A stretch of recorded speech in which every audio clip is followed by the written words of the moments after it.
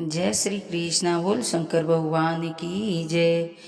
आज मैं लेके आई हूँ कार्तिक माह का 26वां अध्याय। आज तुमको बता रहा हूँ कि नारद जी बोले, इस प्रकार विष्णु पार्षदों के वचन सुनकर धर्मदत्त ने कहा, प्रिय सभी मनुष्य भक्तों का कष्ट दूर करने वाले श्री विष्णु की यज्ञ दान व्रत तीर्थ सेवन तथा तपस्याओं के द्वारा विधि पूर्वक आराधना करते हैं। उन समस्त साधकों में कौन सा ऐसा साधन है जो भगवान विष्णु को प्रसन्नता को बढ़ाने वाला तथा उनके समीप की प्राप्ति कराने वाला है। दोनों पार्षदों ने अपने पूर्वजनों की कथा कहने लगे। हे द्विज श्रेष्ठ, आपका प्रश्न बड़ा श्रेष्ठ है। आज हम आपको भगवान विष्णु को शीघ्र प्रसन्न करने का उपाय बताते हैं। हम इतिहास सहित प्राचीन वेदांत सुनाते हैं, सावधानी पूर्वक सुनो। ब्रह्मा ने पहले कांचीपुरी में चोल नामक एक चक्रवर्ती राजा हो गए। उन्हीं के नाम पर उनके अधीन रहने वाले सभी देश चोल नेम से विख्यात हुए। राजा चोल जब इस भूमंडल का शासन कर रहे थे, उस समय उनके राज्य में कोई भी मनुष्य दरिद्र, दुखी, पाप में मन लगाने वाला अथवा रोगी नहीं था। एक समय की बात है, राजा चोल अनंत्य नामक तीर्थ में गए, जहाँ जगदीश्वर भगवान विष्णु ने योग निद्रा में आश्रय लेकर शयन किया था।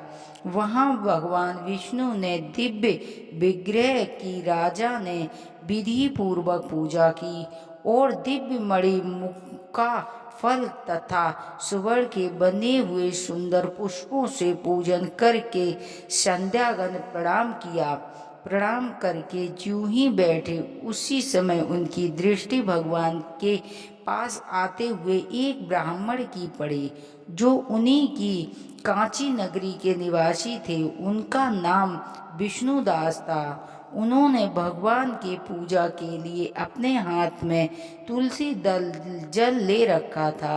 निकट आने पर उन ब्राह्मण ने विष्णु सूत्र का पाठ करते हुए देवादिदेव भगवान को स्नान कराया और तुलसी की मंजरी तथा पत्तों को उनकी विधिवत पूजा की। राजा चोल ने जो पहले रत्नों से भगवान पूजा की, वही सब तुलसी पूजा के ढक गई। यह देखकर राजा कुपित होकर बोले, हे विष्णुदास, मैंने मणियों तथा स्वर्ण के भगवान की पूजा की थी, वह कितनी शोभा पा रही थी।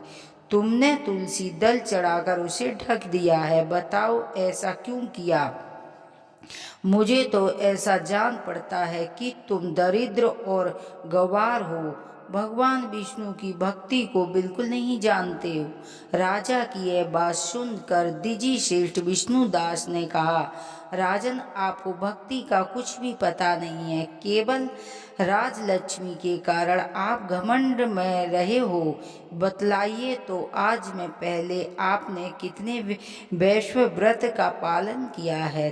तब निपश्रेष्ठ चोल ने हंसते हुए कहा, तुम तो दरिद्र और निर्धन हो, तुम्हारी भगवान विष्णु में भक्ति कितनी है? तुमने भगवान विष्णु को स्तुति करने वाला कोई भी यज्ञ दान आदि नहीं किया है और न पहले कभी वेदांत मंदिर की बनाया है।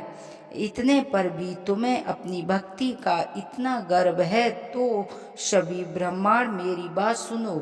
भगवान विष्णु के दर्शन से पहले करता हूँ यह ब्राह्मण इस बात को आप सब लोग देखें, फिर हम दोनों में से किसकी भक्ति कैसी है यह सब लोग स्वयं ही जान लेंगे। ऐसा कहकर राजा अपने राजभवन को चले गए। वहां उन्होंने महर्षि मुद्गल को आचार्य बनाकर वैश्व यज्ञ प्रारंभ किया। उधर सदैव भगवान विष्णु को प्रसन्न करने का वाले शास्त्रों नियमों को तत्पर विष्णुदास भी व्रत का पालन करते हुए भगवान विष्णु जी के मंदिर में टिक गए। उन्होंने माघ और कार्तिक के उत्तम व्रत का अनुष्ठान, तुलसी दल की रक्षा, एकादशी का वधवाचर मंत्र का जाप, नित्य गीत आदि मंगलमय आयोजनों के साथ प्रतिदिन पोषोपचार से भगवान की विष्णु की पूजा और नियम का आचरण किया। प्रतिदिन चलते फिरते और सोते हर समय भगवान विष्णु का स्मरण किया करते थे।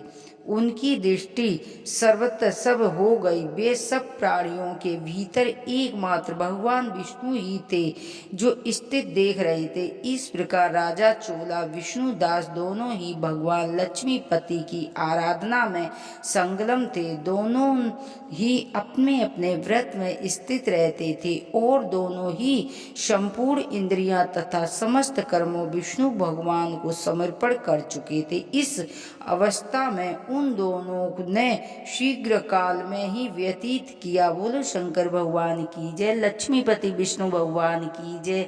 यदि हमारी कहानियाँ आपको पसंद आती हैं तो प्लीज़ हमारे चैनल को सब्सक्राइब करें, वीडियो को लाइक करें। जय श्री राधे।